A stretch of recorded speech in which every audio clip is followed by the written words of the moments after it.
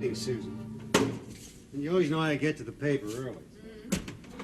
I walked into the news room expecting nobody to be there as usual. Right. There was Belle. All by herself? Uh-huh.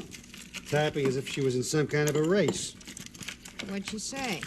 You haven't seen her since you bawled her out yesterday. Well, she said, good morning. Did she mean it? No. I checked my ears for frostbite.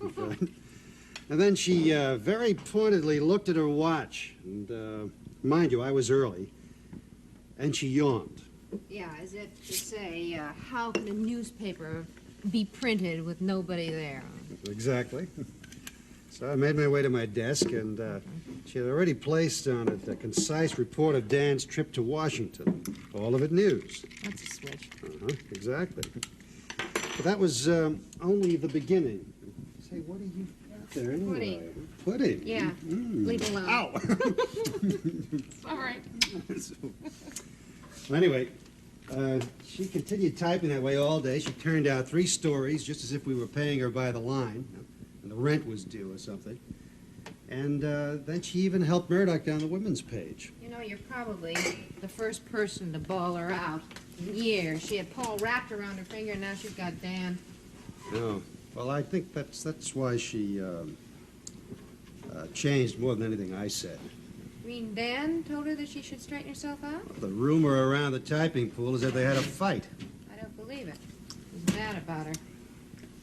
It seems to me that whenever we've had a fight, everybody in the world knows about it. Oh, really? Yeah, you can't keep your hands off me, can you? Oh, you want a bet? Yeah? Yeah, well, get your hands off, because if you don't, you know what you're going to do? You're going to get a frozen peas right over your head. You don't have the guts. No, I don't, not anymore. Time out. Good. Telephone. Give you something to do with your hands. Hello. Hey, Frank, it's Kevin. I'm out at the barn. Well, is everything all right? Amy okay? Oh, everything's fine. It's just that something really crazy's happened. Amy got this idea from something that Riley said, and we found this old trunk. Well, it's not really a trunk. It's more like a box. Kevin, hold on. You're not making any sense. Is anything wrong? Well, look, why don't I put Amy on? It's really her discovery. I don't want to take it away from her. Just a second. Frank, we found this old trunk full of letters and papers and things. Right, Amy. I'm with you so far. Do you remember the article in the Herald a couple of months ago about the historical side of Woodbridge? Right. Sunday edition. I wrote that myself. Well, you know I'm a nut on American history. Enough of it happened around here. Well, that's what I'm talking about. You wrote about a General Eldridge, a Revolutionary War hero? John J. Eldridge. 1737, 1809. What about him? Well, you wrote he was supposed to live around here, but nobody knew where. Well, I think he lived right here, Frank. I mean, this barn was part of his property. We have found his papers. Eldridge's papers. Well, there's a lot of letters and a couple of what look like old diaries.